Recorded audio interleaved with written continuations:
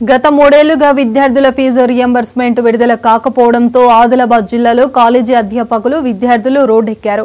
PG degree కళాశాల management association ఆధ్వర్యంలో వివేకానంద తపస్వి degree కళాశాల కుబీర్ అధ్యాపకులు విద్యార్థులు రాస్తారోకో నిర్వహించారు.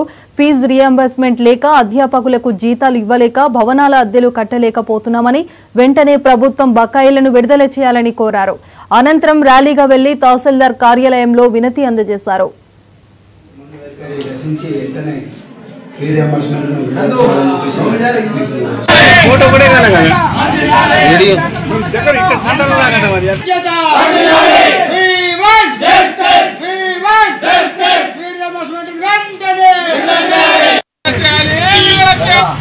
మూడు సంవత్సరాల నుండి ప్రభుత్వం వచ్చేటువంటి ఫీజు రియంబర్స్మెంట్ రాకపోవడం వల్ల కళాశాల నిర్వహణ చాలా కష్టంగా మారింది.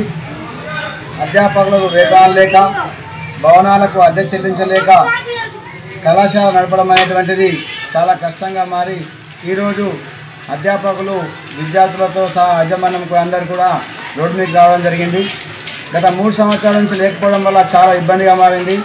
మేము ఇప్పటివరకు ఇచ్చినటువంటి అప్పులు ఇచ్చిన వారు ఆ అప్పులను చెల్లించమని మరీ రావడం జరుగుతుంది. అందువల్ల మాకు ఎటువంటి దిక్కుతోచని స్థితిలో ఉండి మేము ప్రజెంట్ రోడ్డు మీదకి వచ్చినాం. దీనికి గల కారణం ప్రభుత్వము ఫీజు రియంబర్స్మెంట్ని విడుదల చేయకపోవడమే.